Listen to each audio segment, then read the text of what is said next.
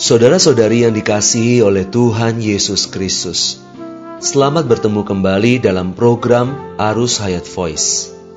Dalam kesempatan ini saya akan menyampaikan firman Tuhan dengan judul Keterangkatan Para Pemenang dan Peringatan Istri Lot. Pembacaan Alkitab kali ini diambil dari Injil Lukas pasal 17 ayat yang ke-30 sampai yang ke-32. Demikianlah halnya kelak pada hari di mana anak manusia menyatakan dirinya. Barang siapa pada hari itu sedang di peranginan di atas rumah, dan barang-barangnya ada di dalam rumah, janganlah ia turun untuk mengambilnya. Dan demikian juga dengan orang yang sedang di ladang, janganlah ia kembali. Ingatlah akan istri Lot.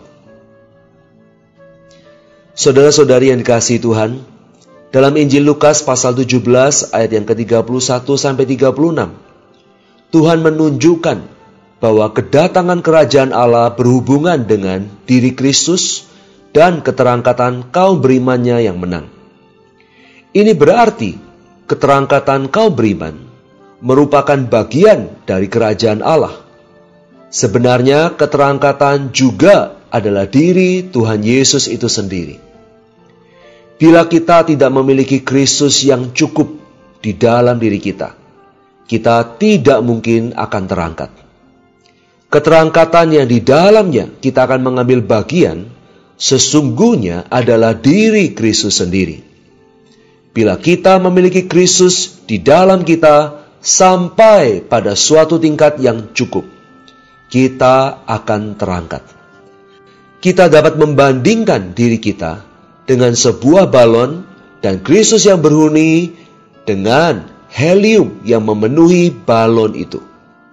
Semakin balon itu dipenuhi dengan helium, balon itu akan semakin terangkat. Demikian pula halnya, supaya kita terangkat, kita perlu dipenuhi dengan Kristus. Karena itu, keterangkatan merupakan perihal dipenuhi dengan Kristus sampai pada puncaknya. Menjelang waktu keterangkatan, helium surgawi itu, yaitu Kristus yang berhuni di dalam kita, akan mengangkat kita. Balon yang dipenuhi dengan helium yang surgawi ini. Dalam Injil Lukas pasal 17 ayat 31-32, Tuhan menghubungkan peringatan mengenai istri Lot dan sikap para pemenang yang tidak mengasihi atau memperhatikan hal-hal materi. Dalam ayat 31, Tuhan berkata, siapa saja yang pada hari itu sedang berada di atas rumah, dan barang-barangnya ada di dalam rumah, janganlah ia turun untuk mengambilnya. Dan demikian juga dengan orang yang sedang di ladang, janganlah ia kembali. Ini mewahyukan bahwa sikap kita yang segan meninggalkan hal-hal duniawi dan materi akan menyebabkan kita tidak berbagian dalam keterangkatan para pemenang yang digambarkan dalam ayat 34-36. Bahwa yang seorang akan dibawa dan yang seorang akan ditinggalkan. Dalam ayat ke-32, Tuhan memperingatkan, ingatlah akan istri Lot. Istri Lot menjadi tiang garam karena dia menoleh ke Sodom, seakan-akan hatinya segan meninggalkannya. Pandangannya yang menoleh ke belakang menunjukkan bahwa dia mengasihi dan dia memustikakan dunia jahat yang akan dihakimi dan dimusnahkan oleh Allah, yaitu Sodom. Ini menjadi suatu peringatan yang serius kepada kita orang Kristen agar kita jangan mengasihi dunia ini. Istri Lot diselamatkan dari Sodom oleh para malaikat. Tetapi hatinya masih berada di dalam kota yang jahat itu. Waktu malaikat-malaikat itu membawa Lot dan istrinya, mereka berkata, larilah, selamatkanlah nyawamu. Janganlah menoleh ke belakang dan janganlah berhenti dimanapun juga di lembah Yordan. Larilah ke pegunungan supaya engkau jangan mati lenyap. Lot dan istrinya diperintahkan untuk lari ke depan dan jangan menoleh ke belakang.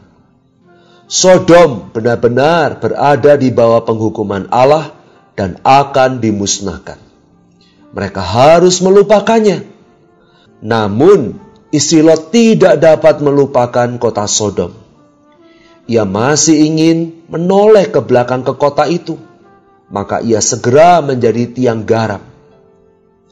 Peringatan mengenai istri Lot berhubungan dengan peringatan mengenai garam yang menjadi tawar dalam Injil Lukas pasal 14 ayat 34-35. Bila kita menjajarkan Lukas pasal 14 ayat 34-35 dengan Lukas pasal 17 ayat 32, kita akan melihat bahwa seorang milik Tuhan dapat menjadi garam yang tawar, bahkan menjadi sebuah tiang garam yang tawar. Kita dapat mengatakan bahwa istri Lot memiliki garam, tetapi garamnya telah kehilangan rasanya. Sungguh ini adalah hal yang memalukan.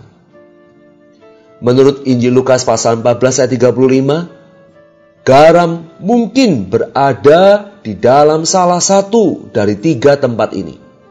Yang pertama tanah, yang kedua pupuk dan atau tempat lain, bukan di dalam tanah atau pupuk. Dalam kasus istri Lot juga ada 3 tempat.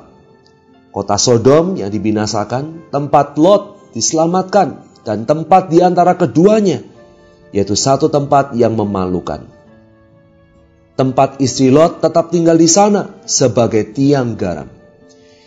Ini bukanlah tempat bagi orang-orang yang diselamatkan, maupun tempat bagi orang-orang yang dibinasakan, melainkan satu tempat yang memalukan. Jika kita mengasihi Tuhan dan diperingatkan oleh kasus istri Lot, maka kita tidak akan memperhatikan benda-benda materi atau meletakkan hati kita kepadanya. Kita bukan memelihara hayat jiwa kita dengan mengasihi benda-benda materi hari ini yang ditawarkan oleh dunia. Segala kemudahan, kenikmatan, fasilitas di dalam dunia ini, melainkan kita akan rindu, kita akan berdoa untuk dipenuhi dengan Kristus sebagai helium yang surgawi. Kemudian pada kedatangan Tuhan, kita akan bangkit dalam keterangkatan.